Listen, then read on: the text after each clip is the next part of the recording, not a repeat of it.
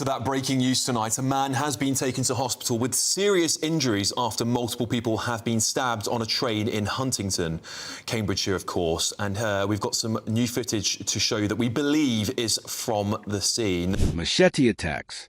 Knife crime every 10 minutes. Police on retreat. This isn't some dystopian fiction. This is Britain, right now. Let's not dance around it. The UK is in crisis.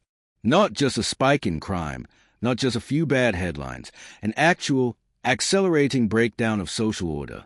The streets are changing, and not in that poetic, cities evolving kind of way.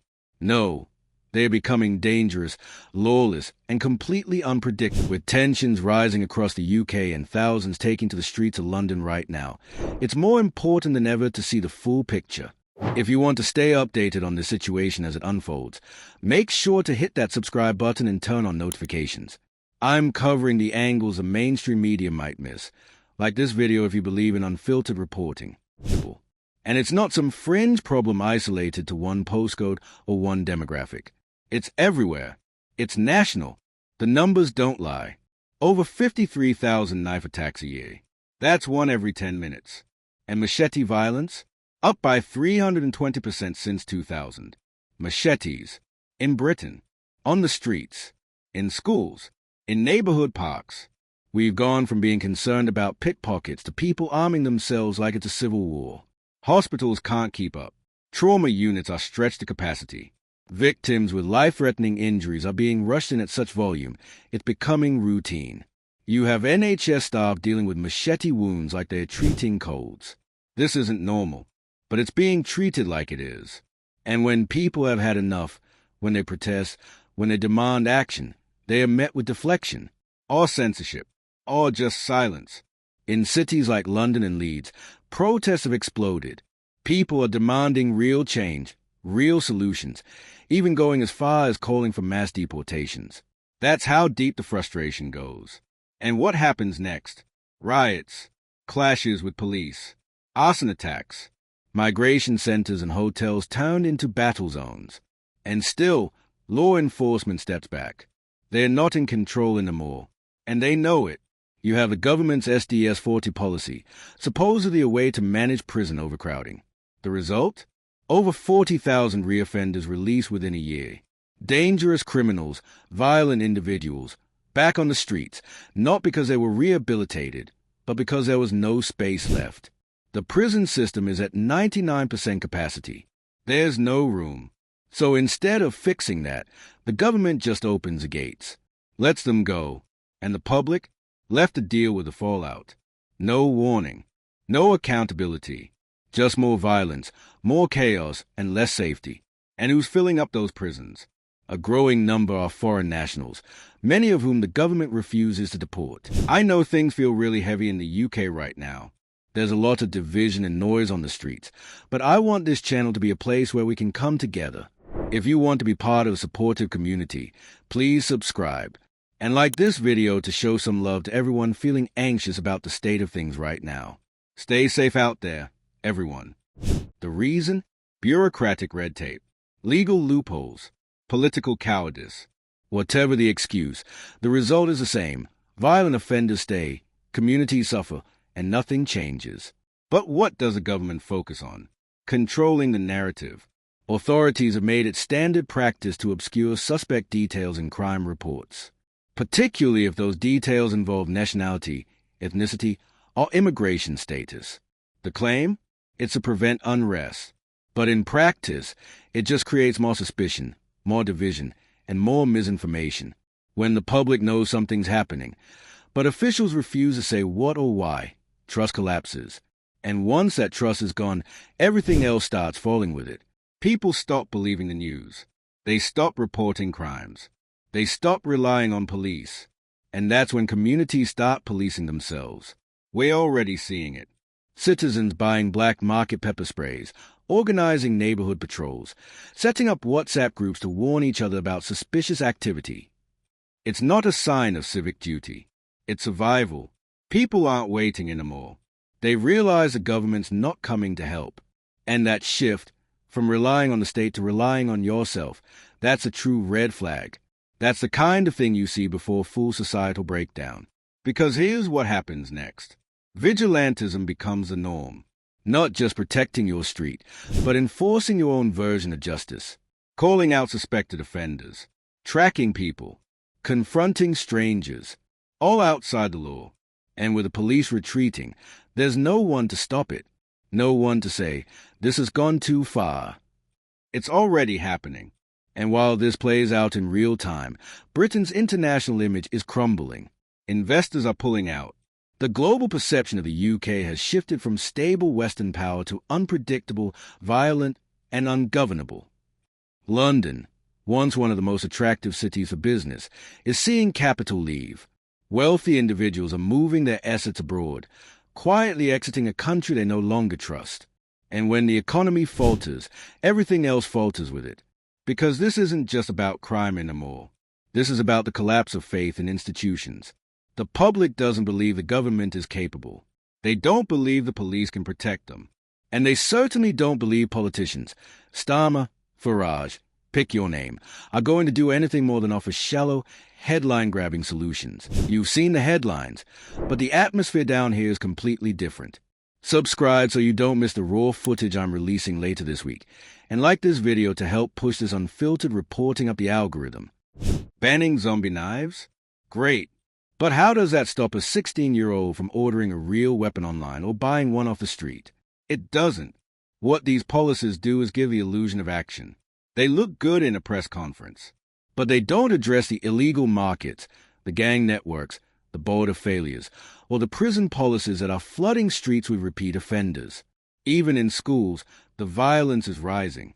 Kids are bringing weapons to class. Teen homicides are increasing. Families are terrified. Teachers are helpless. This isn't a blip. It's a reflection of a deeper breakdown in both social structure and family systems. It's a warning, and we're ignoring it. And let's not forget the media. Their role in this can't be overstated. The selective reporting, the omission of details, the spin. It's all part of the same ecosystem that values image over truth. And every time a key fact is censored or a story is reshaped to avoid controversy, public trust takes another hit. You can't build policy on lies. And when the public feels lied to, they disengage. They stop voting.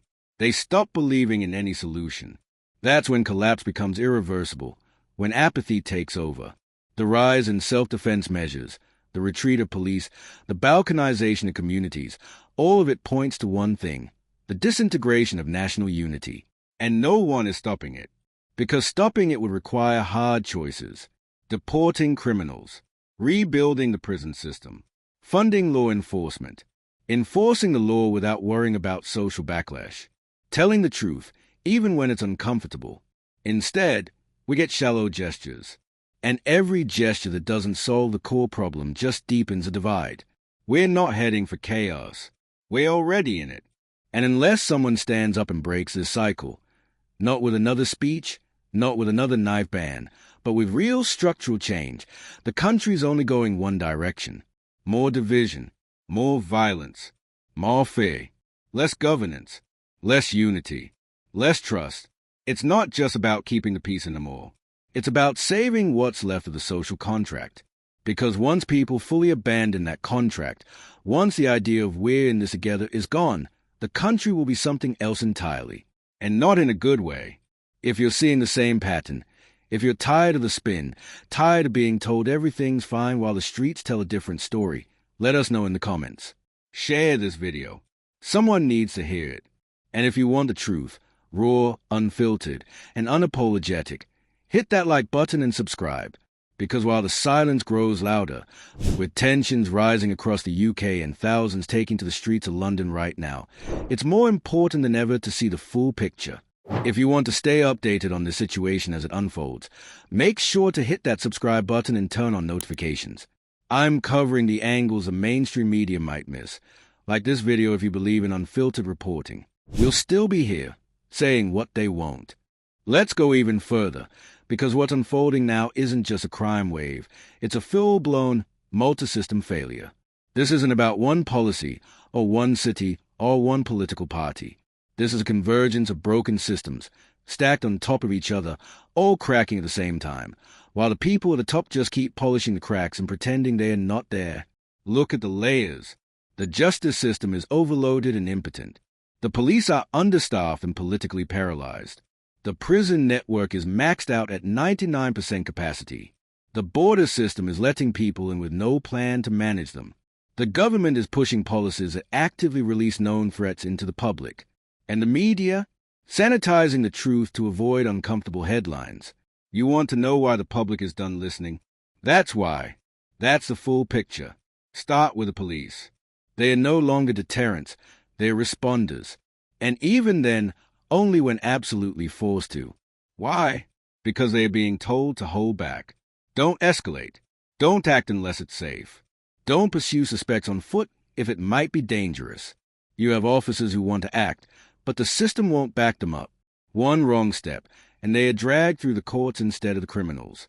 So what's left? Law by optics, policy by press release, and then the SDS-40 policy, the single most reckless move in this entire collapse. Think about this.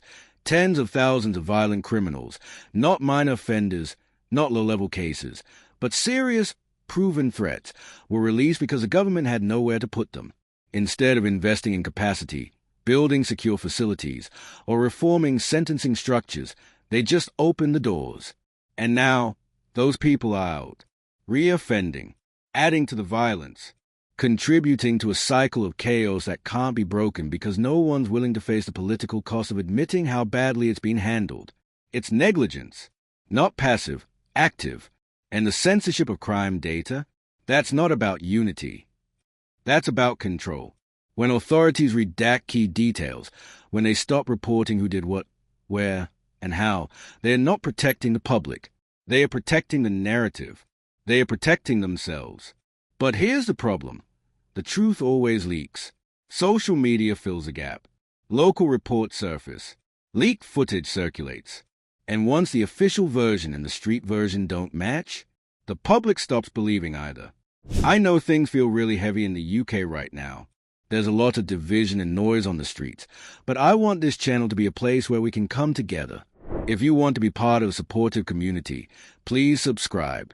And like this video to show some love to everyone feeling anxious about the state of things right now. Stay safe out there, everyone. And when the public stops believing, that's when legitimacy collapses. It's already happening. And the result is suspicion between communities, between neighbors, between citizens and state. Everyone starts assuming the worst about everyone else. That's not multiculturalism. That's fragmentation. And once that kicks in, unity is gone. Now let's talk about the rise in vigilantism. And no, we're not talking about a few people carrying whistles or calling in suspicious behavior. We're talking about full-on, street-level enforcement. Black market sprays. Knives for protection.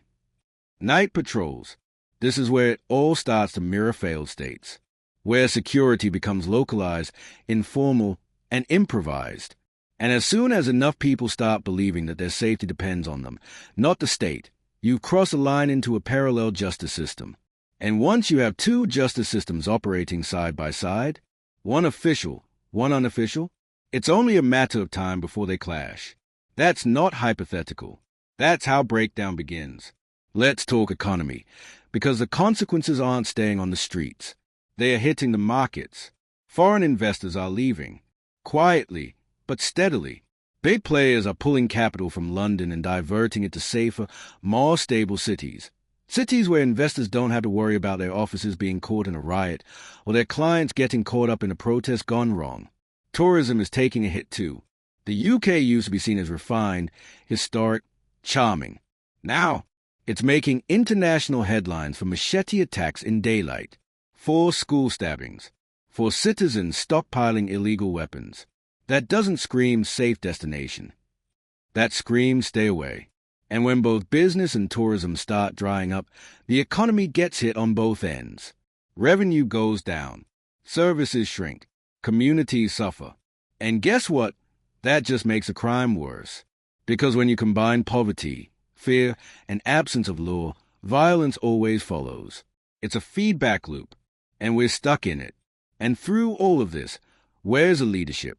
Keir Starmer, more concerned about sounding inoffensive than saying anything meaningful. Nigel Farage, loud, populist, and vague, offering outrage without a roadmap. Between the two of them, there's been more talk than action, more optics than outcomes. Banning zombie knives? Sure, but who's buying zombie knives when you can get a machete online? You've seen the headlines, but the atmosphere down here is completely different. Subscribe so you don't miss the raw footage I'm releasing later this week, and like this video to help push this unfiltered reporting up the algorithm.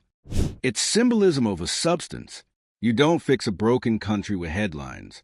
You fix it with hard decisions, the kind that make people angry, the kind that cost votes, the kind that involve actually doing something.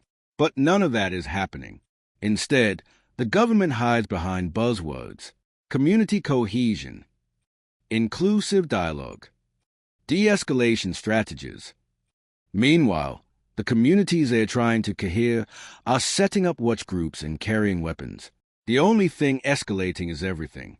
And now we're reaching the point where it doesn't matter what the government says, because no one's listening anymore. This is how a social contract dies. Not all at once, not with an explosion, but with slow, systemic failures, with officials lying about the scale of the problem, with communities turning inward, with fear replacing trust, with security becoming a luxury. And when that happens, the rule of law becomes optional. Then it becomes a joke. And then it disappears. That's the real danger, not the individual crimes, horrible as they are, but the culture shift that follows, the acceptance, the normalization, the way people start to shrug off machete attacks, start ignoring sirens, start assuming the worst. Because when violence becomes normal, so does silence. And silence is what the government wants. Because silence means no resistance, no backlash, no pressure to change. It means they can keep pretending this isn't a national emergency, pretending that Britain isn't unraveling before their eyes. But it is. The public knows it. The investors know it. The rest of the world is watching it. And unless someone finally decides to confront it, not with another weak press release, but with real, unapologetic action, then Britain as we knew it is gone. It won't be about what the law says. It'll be about who's willing to enforce it. About which neighborhoods still function and which ones don't.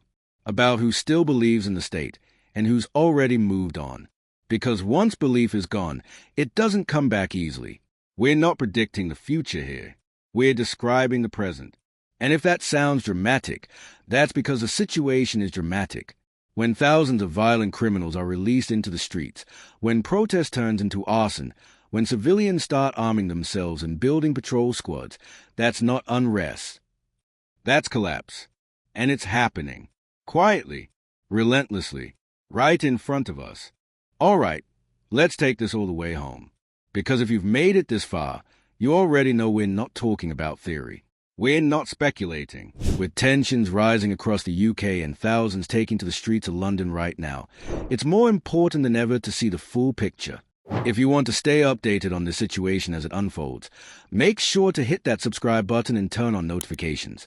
I'm covering the angles the mainstream media might miss, like this video if you believe in unfiltered reporting. We're not asking what if anymore. We're talking about what is right now in real time. And at this point, it's not just a political failure. It's not just a public safety crisis. It's not just an economic downturn. It's a full-spectrum collapse of trust, stability, and the basic idea that the British state is still capable of governing its people. What happens when people no longer believe the law will protect them? They stop participating in it. They stop reporting crime. They stop calling the police. They stop cooperating with investigations. They stop voting. They stop engaging with the democratic process entirely. Because why bother? You're told to trust a government that releases violent offenders into your neighborhood, a police force that shows up too late, if they show up at all, a media that censors details in case someone gets upset, a political class that give you symbolic knife bans and unity task forces while machete-wielding gangs tear through urban centers. There's a name for that: institutional betrayal. And when betrayal sets in, all that's left is self-preservation. We've talked about the neighborhood patrols, the black market self-defense sprays, the quiet normalization of civilians taking on the role of law enforcement. But let's not pretend that ends there. Because once the government fails to provide basic safety, everything else starts to unravel too. Think about schools, hospitals, public transport. If people don't feel safe walking to the train station, they stop going to work. If parents don't feel safe sending their kids to school, they pull them out. If ANDS are overwhelmed by stabbing victims, everyone else waits longer or gives up entirely. So now we're not just talking about violence anymore. We're talking about functionality. The country's ability to operate at even a baseline level. When streets become danger zones, the entire fabric of daily life collapses with them. And that collapse doesn't stay local. It doesn't stay in London or Leeds. It spreads. And by the time it reaches your doorstep, it's already too late to reverse it. But here's the truly haunting part. People are adapting to the chaos. They're adjusting to living in a country where machete attacks don't lead the news anymore. Where emergency laws are quietly passed to manage prison overflow, while no new prison capacity is built. Where violent crime stats are massaged, edited, contextualized, or while your community feels more dangerous than ever. And when people start adapting to dysfunction, the dysfunction wins. Because adaptation turns into tolerance, and tolerance turns into acceptance. And before you know it, no one even remembers what safety felt like. This isn't a crisis in development. It's a crisis developed. It's mature, it's active, and it's getting worse with every passing day that leaders continue to pretend it's manageable. Let's take one last look at that word that keeps coming up, legitimacy, because that's really what this all comes down to. When a government is no longer trusted to tell the truth, to protect its citizens, or to enforce the law, it loses legitimacy. When police are no longer seen as capable of keeping order, they lose legitimacy. When laws are passed to ban theatrical weapons instead of dismantling criminal networks, those laws lose legitimacy. And when the public no longer believes in the state, when they start turning inward, arming themselves, forming their own systems of protection, it's not rebellion, it's survival. And once survival mode becomes normal, the national identity fractures. People stop seeing themselves as part of one country. They start seeing themselves as part of small, isolated bubbles, protected zones, familiar faces. Anyone else is a potential threat. That's not community safety. That's social balkanization, and it's already happening. The UK has become a map of microstates, each one living by its own rules, trusting its own networks, enforcing its own version of safety, whether through informal patrols, private security, or outright avoidance of the law. The government isn't in control of that. The public is. And once power shifts that far from the center doesn't come back. So what's the way out? Is there one? Not unless the country, the entire system, wakes up and admits how bad it really is. Not unless politicians stop softening their language to avoid offending voters. Not unless police are given the resources, legal coverage, and political backing to act. Not unless the government stops protecting its own image more than its people. But right now, that's not happening. Right now, we're seeing more crackdowns on information than on crime. We're seeing more effort to spin stories and solve problems. We're seeing a political class so afraid of being labeled, so addicted to optics, that they are willing to let the country burn, as long as they don't get blamed for lighting the match. So what do you do when your country stops protecting you? You speak. You share. You stop pretending it's fine. Because silence is complicity. And silence is what's gotten us to this point. Let's make one thing clear. If nothing changes, if these trends keep going, if these leaders keep hiding, if this violence keeps escalating unchecked, Britain will not be a nation under law. It will be a nation under fear. And once fear takes over, you don't rebuild trust. You start from scratch, if you're lucky. So let's not pretend it's business as usual. Let's not act like banning decorative knives or hosting community healing events is going to reverse years of failed policies and mass public betrayal. It's too late for soft fixes. And the longer the country waits to act, the harder the reckoning will be. Let's not hold back. We're already too deep in this to sugarcoat anything now. Because here's the truth. This isn't just Britain in decline. It's Britain in free fall. And what makes it even worse? It's not a natural disaster. It's not a war. It's not an unpredictable freak collapse of society. It's a manufactured crisis, the result of years of deliberate political choices, half measures, ignored warnings, and dangerous denial. We didn't get here overnight. This is a byproduct of decades of leadership that chose easy headlines over hard decisions, of policies designed to protect reputations, not people, of a government more focused on avoiding blame than taking responsibility. And now, the bill has come due. Knife crime is out of control. Machete attacks aren't just an anomaly, they're a feature. The violence is no longer shocking. It's expected. The victims are younger, the attacks are bolder, and the fear is constant. Public transport has become a gamble. Nightlife in major cities has turned into a risk few are willing to take. Even schools, the one place that should feel sacred and protected, have turned into crime scenes. Teenage homicides, weapons in backpacks, fights that end in stabbings, not suspensions. And again, where's the leadership? Still pretending this is manageable.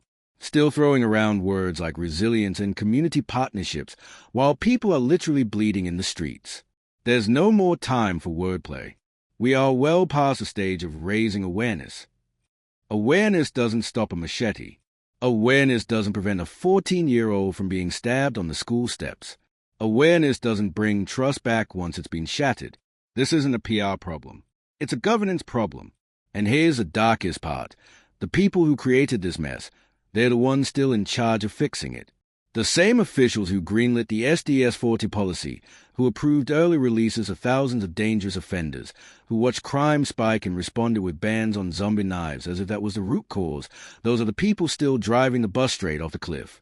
And they are pretending they don't see the edge. Let's talk numbers again, because people tend to tune out if you don't show them just how bad it's gotten. Over 53,000 knife attacks in a single year, one every 10 minutes. And again, machete attacks are up 320% since the year 2000. That's not a marginal increase. That's a total cultural shift. That's no longer a problem. That's an epidemic. And what does the government do in response? It hosts kindness workshops. You read that right. Kindness workshops.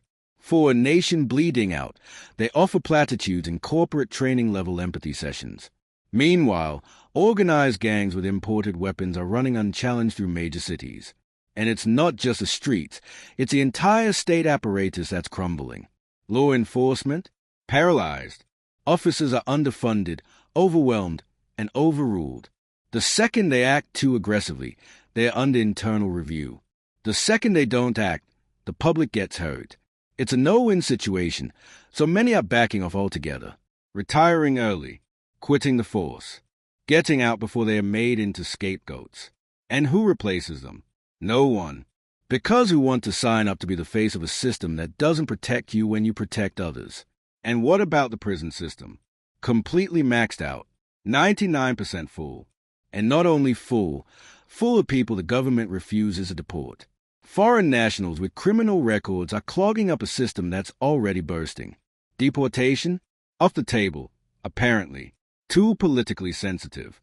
Too much backlash risk. So instead of enforcing border laws, the system just releases people back into the population, again and again, even if they committed violent offenses.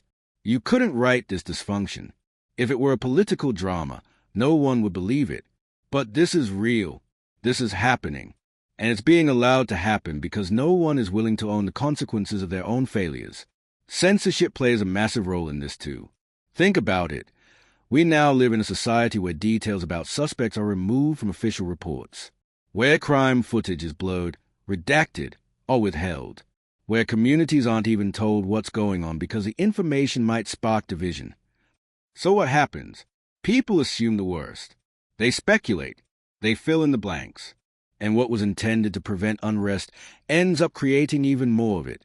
Because when people feel like they are being lied to, or worse, manipulated, they turn against the source. And now we're in a place where the police, the government, and the media all rank low in public trust. And without trust, law loses its moral weight. Authority becomes something to avoid, not respect. And social cohesion turns to social fragmentation. That's the state of Britain now, a divided nation with no central trust, no reliable leadership, and no working plan. And the people paying the price? It's not the politicians. It's not the upper class. It's everyone else. The single mum taking 3 buses to work because she can't afford to move. The shop owner who's been robbed twice and stopped reporting it because nothing was done the first time. The teenager who flinches every time they hear sirens outside their flat. The pensioner who doesn't walk to the corner shop after dark in the mall. These people don't need more headlines. They don't need another photo op from a local MP holding a kitchen knife and talking about awareness. They need a state that functions. But the state? It's absent. And in its absence, vigilantism rises. More neighborhood patrols. More underground self-defense markets. More Facebook groups sharing names, faces, rumors, and sometimes getting it wrong. Because that's what happens when the state stops providing order. People take it into their own hands, no matter the consequences.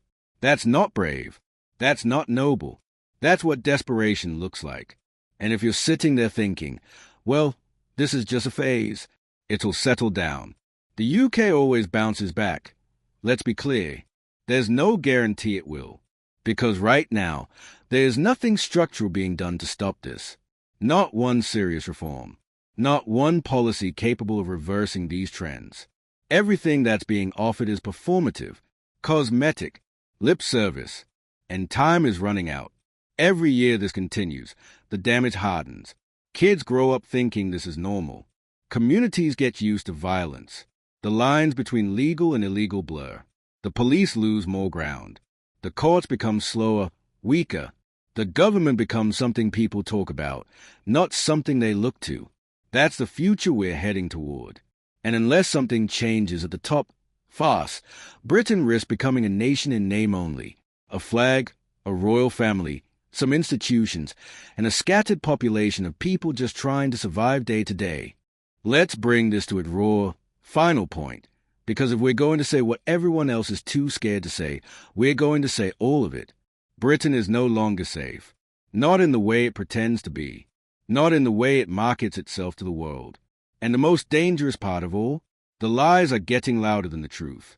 Every press conference that downplays the violence, every censored crime report, every polished political talking point, it's not just spin. It's betrayal. It's the official stamp of denial on a crisis that's already engulfing the country.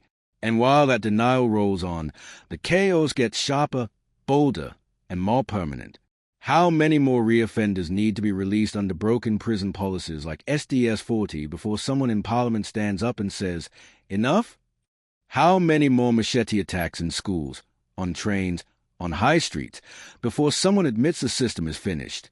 How many more citizens have to turn to illegal weapons just to feel safe walking home from work before the government stops pretending this is a temporary surge? Because let's be real, this is not temporary. It's entrenched. And unless leadership stops throwing bandages on bullet wounds, the cracks in the society will become chasms. What we're witnessing right now is the hollowing out of a nation. And when that happens, what's left? Symbols, nostalgia, empty institutions that still look powerful from the outside but are completely ineffective on the inside. A flag without force. A government without grip. A people without protection. And it won't end with machetes and pepper spray. The more the public loses faith in justice, the more radical the response becomes. You think vigilante patrols are bad now? Wait until one of them ends in tragedy. Wait until someone takes justice too far. Wait until entire communities start drawing lines between us and them and enforcing them. That's the end game. And we're closer than anyone wants to admit. So no, we're not going to water this down. We're not going to pretend this is all part of some growing pain or minor political misstep. This is a warning. It's a reality check. It's a last call before the collapse becomes irreversible. You've been lied to long enough. Now it's your turn to speak. Drop your thoughts in the comments. Tell us what you're seeing on your street. Share this video. Make sure the people who still think it's not that bad get to see what's really happening. And subscribe if you want more truth, without spin, without censorship, and without apology. We're not backing down. And neither should you.